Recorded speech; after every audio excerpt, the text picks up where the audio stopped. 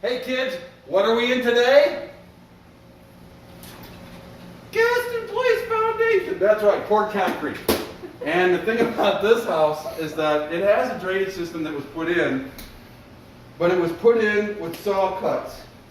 You'll notice these straight lines. That allows for a straight leak. Concrete just doesn't adhere very well. You'd have to put pins in the concrete to make it all go together. I'm sure they didn't do that. But I digress. The thing about a painted floor is it'll tell you the whole story. So this is a control joint crack, but you'll notice the streaming on the floor. And you'll notice, you see this stream? This tells us that we have water coming from the cove. The cove is where the floor and the wall comes together. So, you know, we build a swimming pool better. We've got a concrete footing, then we pour a concrete wall, then we pour a concrete floor, and it doesn't have a liner. So, why do you think the floor is pitched to the drain? That's why. Okay, so having said that, front of the house is there, the pump is in the front of the house, and normally we wouldn't be discharging that way, but it's important to do that because we've got a wet backyard. So what we don't want to do is we don't want to keep this discharge in play. The pump has an 8-foot lift capacity. After that, it needs to go to a dry well. Done with the mask. Okay, so here we go. Back of the house, we can see where the patchwork was done, where this is starting to belch back up.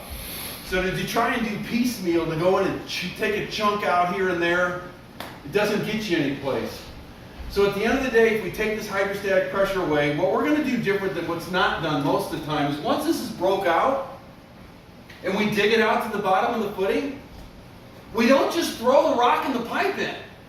A geotextile, a fabric is put in. This allows us to block all sand, silts from getting into the system. We don't want the system to be ruined.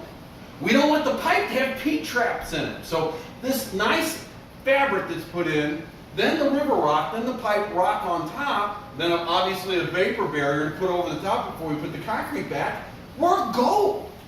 Now some houses will put a cove plate in, and that's a plate that would allow any leaks from the wall to make it to the system. This house doesn't need that.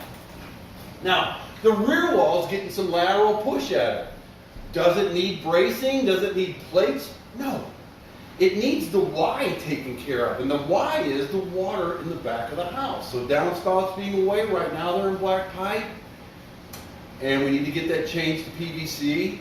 We need to maybe have a vent put on it. We need to be able to get to the drywall, make sure that these are cleaned out so that we don't have backup, because we've got water sitting next to the house.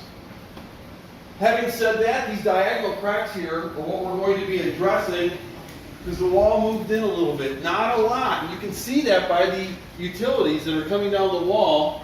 If they had been messed with, they'd be tilted out like the house that we just looked at earlier that had the silly brackets at the top.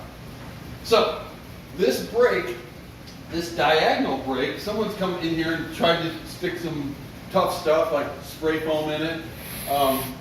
You know, I can appreciate somebody trying to do that. You might say, gosh, this crack, if it's wet outside, why don't I just see water running down this? Why are you waterproofing it? Well, right now, what's interesting about a lateral movement is that when it moves in and it peels open, it smiles at you. The other side, very tight lipped. That concrete's actually smashing together on the other side. Not real nice if it's opening up because that was all flat. So as it smiles open, we want to fill that so nothing can get in there, organic material, dirt. Then strip that off the wall. If you ever see epoxy lip underneath carbon fiber, it's wrong. It doesn't adhere to that. Epoxy is kind of like concrete. There's many different levels of epoxy. So the epoxy skin, the AB, is not the same as, say, the epoxy that would be used to resonate the carbon fiber. So having said that, for every action is a reaction. There'd have to be another break. So Johnny, come on down. Let's check out that. You see what the saw cut didn't do for them here. You can see the belching coming up. And the other residual 10-foot crack. So for every action is a reaction, and it's worked its way right up into this wall. Do we do something to this wall? No. No. It reacted to that. It's very too tight, very slight. We would keep an eye on it, but there would have to be an action, and the garage is over there for us to be able to alarm to buy it. So 20 foot of carbon, drain tile system, downspouts away from the house, change the discharge in the sump, and we're gold. That's this one.